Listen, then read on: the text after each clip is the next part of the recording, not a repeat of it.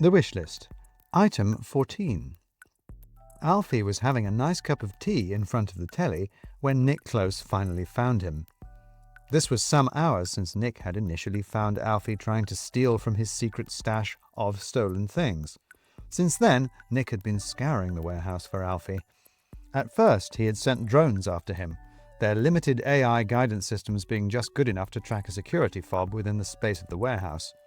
And then he had discovered that Alfie had thrown the drones off the scent by attaching his security fob to a warehouse robot, and Nick had been reduced to carrying out the search on foot. At first, this had felt like a ridiculous pain, trudging all over the place to try and find this irritating and foolish young man, but slowly it had become actually enjoyable. He was having to go carefully, anxious not to tip his hand and alert Alfie to where he was. He had long ago figured out how to get around the warehouse without being seen by security, and wandering about the roof had become just as everyday to him as popping down the shops or going out for a walk had been before he moved in here. But all of those tricks and habits were no use to him in this hunt. He needed to avoid not just security, but also someone else who was actively trying to avoid him. He had forgotten what this was like, stealing along in the dark, alive to every noise, cautious of every movement. This was what it had been like when he had first escaped into the warehouse, but he had forgotten it, forgotten the strangeness, anxiety, and thrill of it all. Eventually he figured that he was going to have to do this properly.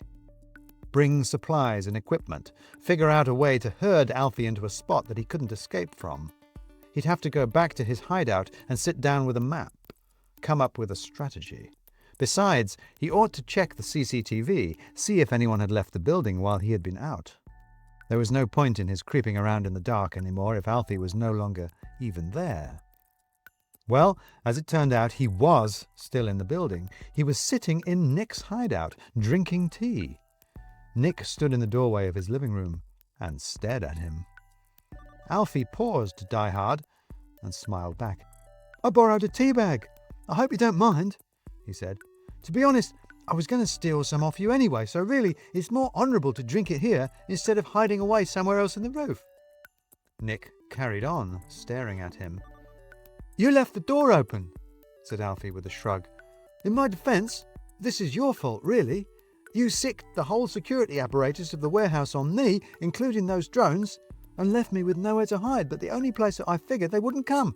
In here, your secret lair, which you made sure was safe, didn't you?" Nick was still staring. "So, if you hadn't cursed me," Alfie continued, "I've been thinking of it as a curse, you see, a sort of 20th century spell, summoning all these electronic demons and mechanical golems to torment me. Anyway, if you hadn't cursed me, then I wouldn't be here. The curse has rebounded, as they always do, and now you're cursed with me." Much to Alfie's surprise, Nick's usually stern face cracked at the edge.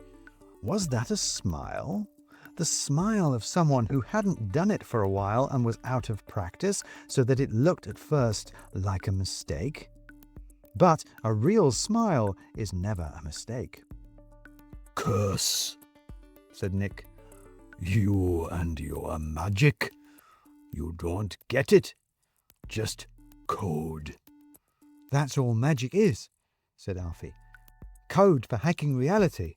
Though, yes, I'm using it as a metaphor, of course, but then what isn't? We talk in metaphors. You just did. You don't get it.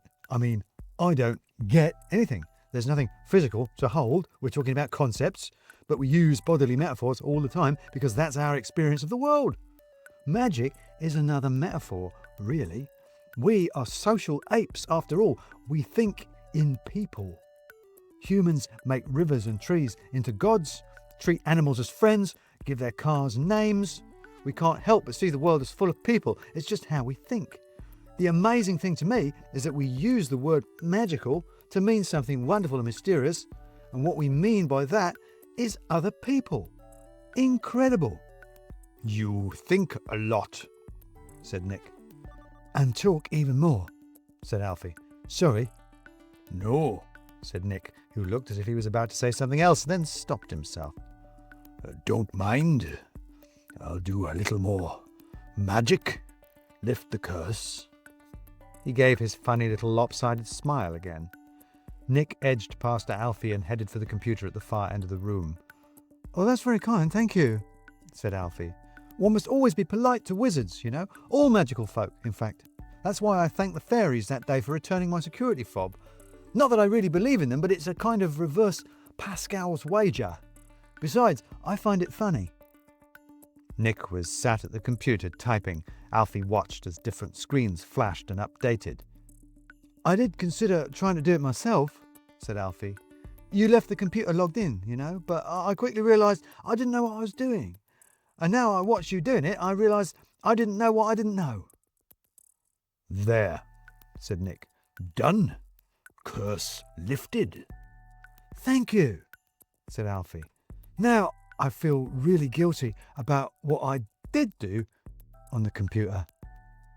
"What?" said Nick, looking up at him alarmed.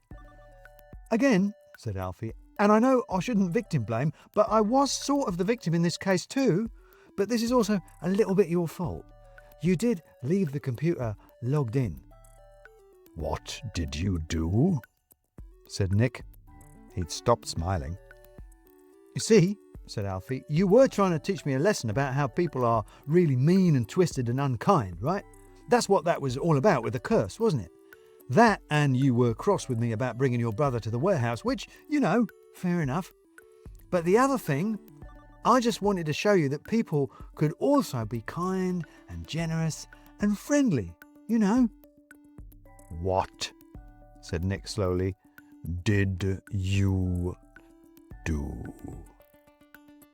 "I granted a wish," said Alfie. "You?" "I sent a present," said Alfie, "from a wish list." "You sent... Nick turned back to the keyboard and the screen started flickering again. "There," said Alfie, "the wish list of Faye Spencer, erstwhile COO of Stocking Dot Christmas and social media influencer. Some of her own cosmetics, of all things." "From me," said Nick. "You sent it from me." "Well," said Alfie, "it is almost Christmas."